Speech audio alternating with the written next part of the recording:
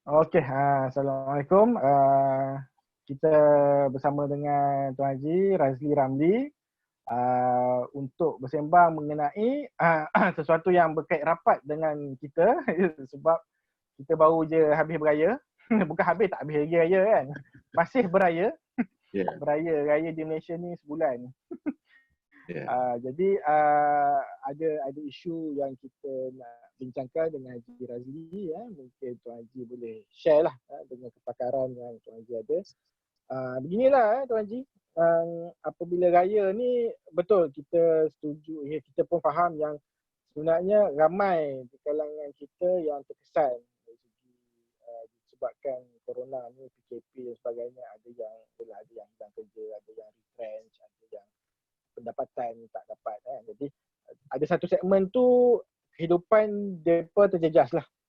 Jadi itu memang kita simpati dan kita doakan mudah-mudahan dipermudahkan urusan dan diberi yang kata kelapangan untuk dapat mencari rezeki seperti biasalah. Tapi dalam satu segi lagi pula ada satu segmen yang mungkin tak terjejas sangatlah, tak terjejas atau mungkin tak terjejas langsung lah, terutama mungkin kita boleh kata kaki tangan kerajaan ataupun kaki tangan swasta yang mungkin mungkin kerja Petronas ke, kerja bank ke, kerja apa yang mungkin tak terjejas. Jadi apabila hari raya ni, hari raya pun semacam lah, raya tetap raya lah kan. Jadi ke sana ke sini apa semua, anak-anak, maknanya bila anak-anak bagi duit raya, kita bagi duit raya dekat budak-budak tu masih lagi orang kata steady lah. Tak ada sebarang perubahan kan, terjejas kan. Mungkin Tuan Haji boleh share lah. Dan saya perasan sebenarnya benda ni pun mungkin satu masalah juga di kalangan ibu bapa, especially yang muda ke yang tua ke tak kisah, tapi yang muda lah patutnya, sebab kesedaran menyimpan tu sepatutnya bermula masa anak tu kecil lagi lah kan, bila dapat duit raya kan. Jadi orang kata duit kena simpan, ya, tapi biasalah orang kita ni simpan duit, dia nak tahu mana yang paling untung lah. Duit boleh simpan, tapi mana yang paling untung saya? Itu memang soalan. Saya rasa Tuan Haji pun sentiasa dapat soalan tu kan. Kat mana yang paling untung sekali simpan duit? Mungkin boleh Tuan Haji start dari situ lah. Simpan duit. Kadang-kadang dia pun simpan ke, melabur ke, dia pun confused. Tapi yang penting dia pun nak duit. Sebab tu ramai masuk skim cepat kaya kan. Tu kena tipu tu, scammer tu. Mungkin Tuan Haji boleh start di situ lah dulu. Okey, Assalamualaikum warahmatullahi wabarakatuh. Terima kasih Dr. Hadi Muhammadi atas telah jemput saya untuk bersama-sama dengan dengan video klip ni lah ya. Saya untuk menjawab soalan doktor tadi tu, doktor ada sebut tadi tentang untung. Kalau kita simpan, untung dekat mana? Kan? Yang tu yang point yang mula-mula sekali. So, untuk pengetahuan kawan-kawan semua dan juga pada saya, untung dari segi definisi saya ni adalah untung tu bergantung kepada individu itu sendiri. Ada yang berfikiran untung tu untung di dunia saja, ada yang berfikiran untung tu di akhirat, ada yang 50-50, dunia 50%, akhirat 50% dan sebagainya. So dekat-dekat mana pun kalau kita nak simpan duit ni adalah terpulang kepada kehendak dan juga kepada tujuan kita menyimpan. Itu yang mula-mula kita faham. Untung tu dia bukan bermaksud untung duit semata-mata. Dia untung bermacam-macam untung. Kalau sekiranya kita nak simpan duit untuk nak pergi ke tabung haji contohnya lah kan.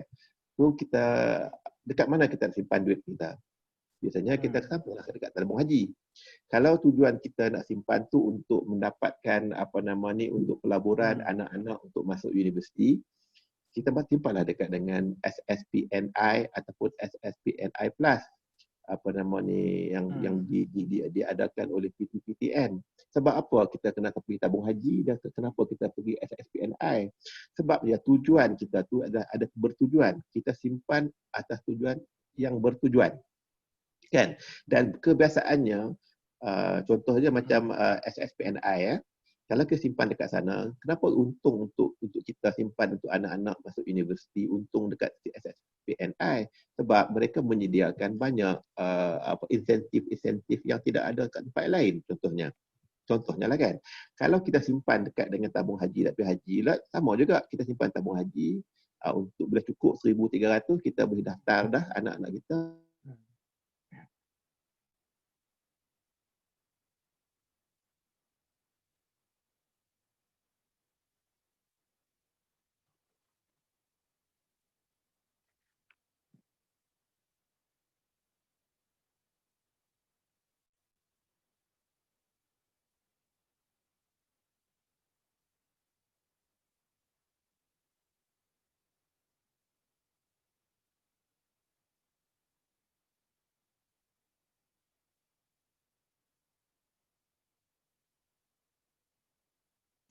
Minta maaf doktor, dia terkendala tadi dia. Terputus. Boleh dapat? Boleh. Minta maaf, terputus tadi. Saya ulang balik. So, dari segi simpanan adalah terpulang kepada individu dengan tujuan masing-masing dan apakah definisi keuntungan mereka itulah. Baik. Pada saya sekiranya kalau kita nak simpan duit ni, kita kenalah memastikan simpanan kita tu adalah yang patuh syariah. Tak kira dekat mana-mana kita letak pun adalah patuh syariah. Definisi simpanan ni kadang-kadang kalau kita pergi kepada market, kepada pasaran atau kepada orang ramai ni, simpan ni dia kena labur duit pun dia kena simpan. Kan? Dia nak pergi nak labur duit, nak buat apa-apa pun dia kena simpan. Asalkan duit tu dia letak dalam satu akaun mana-mana, dia kena simpan. Betul lah. Definisi orang macam tu. Jadi kalau kita nak simpan duit, maka saya punya nasihat nombor satu, kita carilah simpanan-simpanan yang patuh syariah, sama ada dekat dengan bank, dekat dengan takaful, dekat dengan badan-badan kerajaan, contohnya macam tabung haji, SSBN, dekat dengan ASB, ASN contohnya kalau nak masuk dan sebagainya kan.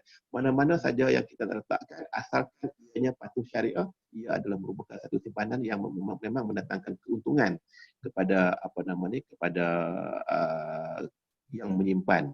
Dan satu lagi, ada juga orang tanya macam doktor tadi, dekat mana yang paling untung, dekat mana yang paling untung dan sebagainya kan, doktor dia tanya tadi.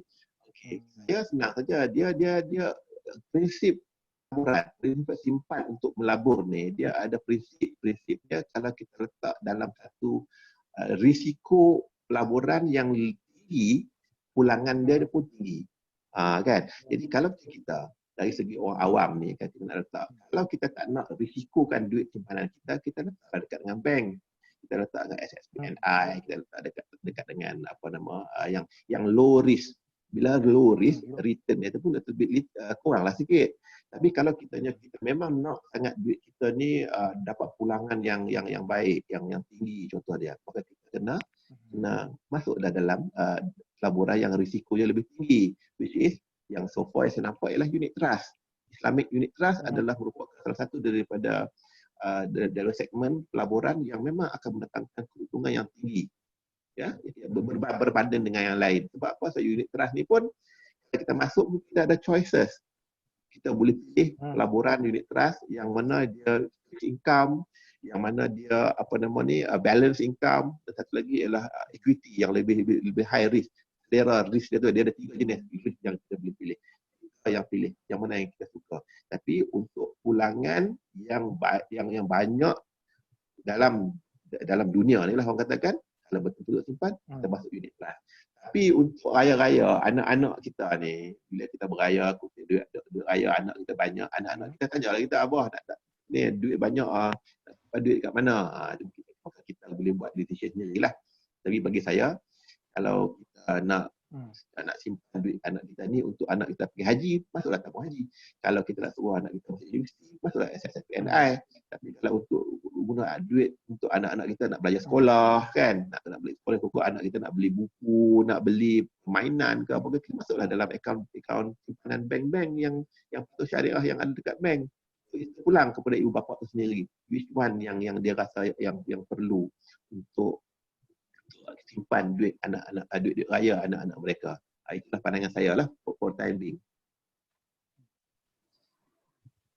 Apa tu, ada timbul orang kata apa, mungkin Tuan Haji boleh bagi tips lah sebagai retired banker kan. Kita ni kita masyarakat kita ni ada setengah yang dia habit untuk habit menyimpan tu susah nak mungkin kerana dari awal lagi tak dibentuk kan. Jadi ramai orang ni dia agak-agak culas sikit ataupun agak-agak dia tak pandai menyimpan. Dia ada setengah orang ni dia asal ada duit. Dia asal ada duit dia ni sebab ada yang pegang biar papai asal ke dana kan. Kerana tak ada duit pun sanggup berhutang dan sebagainya. Sedangkan itu adalah habit yang sangat buruk dan kita pun tahu AKPK statistik AKPK pun ramai ramai orang kata orang anak muda yang bankrupt apa semua sebab nak bergaya dan sebagainya. Jadi macam mana kalau mungkin tips Tuan Haji lah untuk paksa diri ni untuk menyimpan ni. Sebab nak tahan nafsu ni susah ni. Bukan nafsu puasa je, tak boleh makan, tak boleh minum kan. Nafsu berbelanja ni pun satu tanduk juga nak didik anak-anak ni, especially lah yang rebung-rebung ni macam mana untuk sabar ada benda itu mungkin Tuan Haji boleh share lah apa disiplin untuk menyimpan. Untuk menyimpan ni saya pun fail juga ni simpan ni. Kalau saya kalau buat gaji bulan-bulan dia dapat tu payah nak simpan. Tapi kita ni untungnya sebab kadang-kadang kita ada yang berumah tangga ni kan, ada isteri, ada suami, ada isteri kan. So biasanya yang selalu menyimpannya si partner kita, darling kita lah, si isteri kita ni yang spend kan. Susah yang kita nak simpan. Jadi yang penting jadi sekarang ni ialah kita kalau boleh gaji yang kita dapat tu kita perlulah kita kena priority kan. Dekat mana yang kita kena pergi dulu. Kadang-kadang ada orang yang bernasib baik gaji banyak, okey. Ada yang kurang bernasib baik gaji sikit, dia tak ada simpan dan sebagainya kan. So kadang-kadang ada gaji banyak tapi bila gaji banyak dia punya komitmen pun banyak.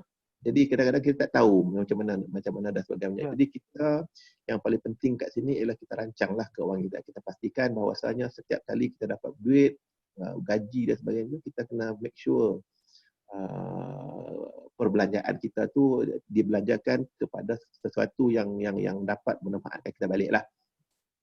Okey, bagi saya lah, untuk saya ni kebiasaannya kalau kita dapat gaji, the first person yang kita kena the first person lah yang kita kena ingat ialah kalau kita ada mak bapak kita lagi. Sebab mak bapak kita ni merupakan kunci syurga kita, kunci kerahmatan kita, kunci kita punya rezeki. Kalau kita bantu dia orang tu walaupun sedikit, dia orang ingat kita dalam setiap kali dia orang sembahyang, dia orang solat, dia akan always berdoa kepada kita, insya-Allah kita punya rezeki kita akan bertambah lagi. So kita letakkan sedikit komitmen untuk mak dan ayah kita. Nombor dua, biasanya kalau kita dapat saja gaji tu, kalau yang pada yang dah beristeri, kita ada ustaz kan. Seorang kan saya kan? Saya pun seorang juga. Okey, pastikan kalau ada sikit pun, banyak sikit pun kita bagilah dekat dengan isteri kita, walaupun gaji isteri kita dia banyak dan sebagainya. Kita bagi. Because yang penting tu ialah perbuatan kita tu. Ingat kita kepada isteri kita tu bagi duit kat dia orang so that dia orang happy. Perempuan ni dia different sikit perangai dia. Perempuan ni bila dia suka menerima hadiah, menerima duit daripada suami kan. So maksudnya walaupun sikit tapi dia tahu komitmen, dia tahu sayang suami dia tak berbelah bagi. Bila isteri kita bahagia, bila suka kat kita, rumah kita akan bahagia insya-Allah. Kan, so kita tak adalah ada isu-isu yang lain selain daripada isu-isu yang ni lah. Allah. Kan, nombor dua. Dan nombor tiga, lepas tu kita kena peruntukkan sikit lah untuk isteri, untuk perbelanjaan rumah, untuk anak-anak pergi sekolah dan sebagainya sikit kan, habis. Dan nombor tiganya, hutang. Kadang-kadang kita ni berhutang, kita buat tak reti hutang ni. Hutang is very very important. Hutang dibawa mati. Kalau kita pergi mana-mana, kalau kita mati pun hutang tu kan lagi ada hutang kita. So kita kena pastikan bahawasanya kita cuba settlekan hutang kita secepat yang mungkin. Sebab tu saya selalu sarankan kepada kawan-kawan dan juga kepada para pelajar lah, especially bila dia orang nak buat hutang ni, dia orang kena pastikan sama ada hutang dia orang ni lepas daripada dia orang nak ambil hutang tu, dia orang kena niat dalam hati dia orang. Niat dia ialah sahaja aku berhutang ni dan aku akan bayar balik hutang ni kerana Allah Ta'ala. Sebab apabila kita berniat kita nak bayar balik hutang, Allah dah janji kalau kita berniat nak bayar balik hutang, Allah akan tolong kita bayar balik hutang. So, kadang-kadang kita terlupa untuk berniat sedemikian rupa. Jadi kalaulah pada hari ini siapa-siapa yang dengar ni kan, every time bila kita ambil hutang ke apa ke, cuba kita niatlah hati kita, ya Allah, aku berjanji aku nak bayar balik hutang aku ini kepada bank. Contohnya kepada kawan aku contohnya. Insya-Allah hutang kita itu akan jadi hutang yang dirahmati oleh Allah dan Allah memudahkan kita untuk bayar balik hutang tu. Masalahnya kita selalu lupa dapat duit tu joli kata lah orang kata kan, kalau pergi sini tu kita lupa bahawasanya itu komitmen kita untuk bayar balik hutang. Okey. Lepas kita hutang tu settle apa semua ni dan kita bolehlah simpan sikit. Ada mana kat bank, dekat takaful, dekat mana-mana bank-bank yang lain untuk kegunaan masa depan. Kan? Kita guna. Contohnya macam takaful ni yang saya nampak investment kita adalah investment untuk endowment, investment untuk full medical card. Medical card kan mahal sekarang ni, medical ni mahal. Tak ada kad tu payah, tu kita kena laburkan sedikit wang kita untuk pastikan kita punya family kita actually kalau sakit apa kita ada cover contohnya. Okay, so that's yang dan akhir sekali bila dah kita tolak habis semua tu, maka baru kita fikir tentang kita punya pelaburan, nak labur kat mana, sama ada kita labur dekat dengan labur haji ke, labur kat SPNI ke, nak labur dekat dengan apa nama ni, dekat dengan PNB apa ASB, ASN ke, dekat dengan private retirement scheme ke, dekat dengan unit trust ke, yang patuh syariah lah semua. You can decide whatever you want to do. So the point here is that kita kena uruskan kita punya pendapatan kita tu secara yang baik lah. Yang baik, cara yang kalau kita tak faham, saya pun tak pandai, saya tak qualify cakap benda-benda ni. Saya pun dengar daripada cikgu saya macam Haji Rohani kita kan, Haji Rohani itu cikgu saya tu, dan juga kawan-kawan yang ada Islamic Financial Planners IFP daripada macam doktor kan. Doktor ada IFP kan? Ada kot. Ada kot. Tapi tak boleh lawan tuan guru lah. Ada kan? Orang yang ada qualification macam ni, bila kita refer to how we are going to manage our duit, is something yang bagus kita nak tahu. Ada banyak pelbagai cara untuk manage. Tapi yang saya cakap tadi tu adalah cara saya buatlah. Tapi ada juga orang yang berfikiran, contohnya you have to save first. Guna baru spend. Ada juga yang macam tu. Well, there's no right, no wrong. Tapi yang pentingnya kita ada cara, kita ada strategi kita sendiri, dan cara kita tu mestilah di endorse ataupun kita tanya orang yang lebih baik, macam doktor lah kan. Siapa nak tahu urusan keuangan, doktor depan ni ada ni, tanya dia terapat macam mana nak uruskan keuangan dan sebagainya. So itu adalah antara perkara-perkara yang penting. Dan nombor duanya, kita ni selalunya terjebak dengan skim-skim cepat kaya. Yang ni satu perkara yang amat yang kita takut sekali sekarang ni. Kan? So dia skim cepat kaya ni dia menjanjikan bulan dan bintang. Oh, you masuk hari 1,000, esok dapat 4,000, 3,000 dapat extra.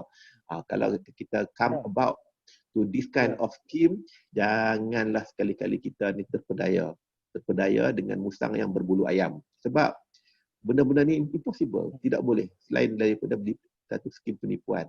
Jadi macam mana kita nak mengelakkan diri kita daripada terkena dengan skim-skim yang ini? Nombor satu yang saya fikir mula-mula sekali kita kena pastikan bahawasanya skim yang kita nak masuk ni adalah skim patuh syariah. Tanya siapa syariah advisor dia. Contohnya kan, at least korang tanya. Bila tanya tu maksud dia kita ada satu nama dan kita boleh buat research sikit tengok betul ke tak betul. Nombor dua kan Nombor dua, soalan yang saya sering tekankan untuk para pelajar dan juga para kawan-kawan tanya ialah, okey, saya masuk pelaburan skim ni, kalau saya masukkan duit ni ke dalam nak masukkan duit buat pembiayaan, nak masukkan buat pelaburan ni, duit saya ni akan dikredit dalam akaun mana? Kalau dia kata, kalau you masuklah dalam akaun company saya lah. Jadi kalau sekiranya duit pelaburan yang kita bagi 1,000, 2,000, 3,000 tu dimasukkan ke dalam akaun company, jangan ambil. Sebab apa? Sebab akaun skim-skim pelaburan ni, dia ada governance dia. Salah satu benda governance yang penting untuk skim-skim pelaburan ni, dia orang kena engage dengan trustee. Company amanah kan, syarikat amanah, di mana syarikat amanah ni akan diamanahkan untuk menjaga duit pelaburan kita. anything happen to company, bankrupt ke apa ke, at least duit kita masih lagi ada dalam akaun syarikat amanah tersebut. Oleh demikian, untuk kita, kalau kita buat pelaburan skim mana-mana pun, kita tanya ada duit saya masuk ni adakah through dalam akaun company ataupun akaun trustee. Kalau dia kata trustee, then okay. Kalau bukan trustee, saya sarankan kalau boleh janganlah. Okay? Sebab risiko kita tinggi kalau kita masukkan duit kita ke dalam akaun company. Kalau company bankrupt, kita pun bankrupt. Okay, dan nombor 2. Nombor 3, kita ni orang Melayu especially suka sangat dengar orang kata, dia kata saya Haji Razli kan, dia masukkan dalam akaun, dia masuk dalam skim ni dia Haji Razli masuk, Haji Razli, Dr. Hadi masuk. Kata. Masuklah dia menggunakan nama-nama orang macam kita, contoh aja. Jangan dengar-dengar. Kita ni kadang ya ke? Betul. Saya nampak ni akaun dia, dia buka akaun dengan. So jangan. Kita jangan dengar atau ikut orang. Kita orang Melayu ni suka ikut orang. Kalau katalah berkata dia masuk, kita masuk tanpa buat sebarang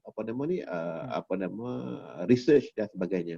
So jangan ikut orang. Kita nak buat pelaburan sebab kita janganlah melaburkan duit kita, janganlah kita meleburkan duit kita sebab sesal dulu pendapatan Ustaz. Kalau sesal kemudian dah tak guna dah kan. Saya pun ada 2-3 cases saya yang berlaku di mana pelaburan saya tu memang lebur lah orang katakan.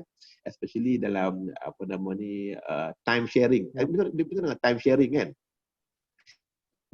Time sharing, kita beli satu time sharing punya ni, and then suddenly dia bankrupt or something like that. So habislah duit dia. Tak apalah, benda tu kena pengajaran untuk kita juga. So benda-benda tu amat penting. Benda tu amat penting. Jadi untuk pelaburan, kita kena pastikan skim-skim ni janganlah kita terjebak dengan skim-skim yang tidak patuh syariah ataupun yang kadang-kadang dia alim, ustaz, pakai kan, buku ayat Quran berjela-jela. Tapi benda tu pun benda yang amat penting. Jadi kita kena stick dengan kita punya prosedur kita. Tanya, nombor 1 tanya adakah pelaburan ni, adakah skim ni patuh syariah, siapa patuh syariah, apakah dia penasihat syariahnya, dan adakah duit yang kita masukkan ni masuk dalam trust ataupun masuk dalam akaun syarikat tu. Contoh, that the basic thing yang saya boleh share kat sini lah. Saya selalunya kalau nak buat gitu, saya akan tanya benda yang sama. Kalau benda tu okey, then we go ahead. And then tanyalah nasihat pakar, tanya market di sekeliling kita. Kan ada kes-kes yang berlaku macam kes-kes penipuan. Cek dengan Bank Negara Malaysia list syarikat yang doubtful kan, ada kan? You masuk dalam website Bank Negara, dia ada list syarikat-syarikat yang doubtful, yang tidak didaftarkan. Watchlist. So benda-benda gini kita kena be cautious, kita kena pastikan bahawa kita tahu sebelum kita kita melabur duit kita lah. Dan itu adalah salah satu perkara yang unfortunately ramai di antara kita gagal mengetahuinya. Kita lah yang tahu ni, yang kena sampaikan kepada rakan-rakan kita yang lain. Jangan sewenang-wenangnya dapat duit dah lah payah. Kemudian senang-senang kita leburkan duit kita. Bukan leburkan duit itu saja. Jadi kadang-kadang kita kena salahkan dia, salahkan saya, salahkan everybody balik dan sebagainya. Salahkan diri dia sendiri. Sebab itu adalah tanggungjawab kita. Kita nak labur duit, kita kena bertanggungjawab untuk memastikan pelaburan kita itu adalah pelaburan yang mendatangkan manfaat kepada kita dan juga kepada keluarga kita dan sebagainya. Ustaz. Kemas. Jawapan yang memang jawapan yang full mark tu. kalau ambil final exam tu, jawapan yang full mark tu. Okey, IFP kata okey lah. Tapi itulah sikit sebanyak panduan kita bagi mereka yang ada kelapangan dari segi duit tu untuk simpan, kena simpan kepentingan untuk menyimpan. Ada tertib dia, ada dia punya prioriti dia, bukan main tenyih je ikut surat untuk demi masa depan inilah kan, masa depan kita, masa depan keluarga. Kena ambil pertimbangan lah semua untuk untuk duit, untuk sekolah, untuk belajar, untuk kesihatan, semua perlu diambil pertimbangan lah.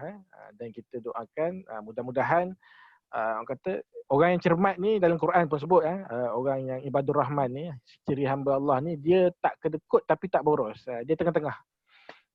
Kedekut sangat sampai isteri nak beli baju raya pun tak sepasang pun tak boleh kan. Pun tak boleh juga. Kena raikan kan. Betul tak Haji kan? Habis kan. Mana tak boleh kedekut tak boleh, tapi boros sangat pun tak boleh. Jadi dia tengah-tengah.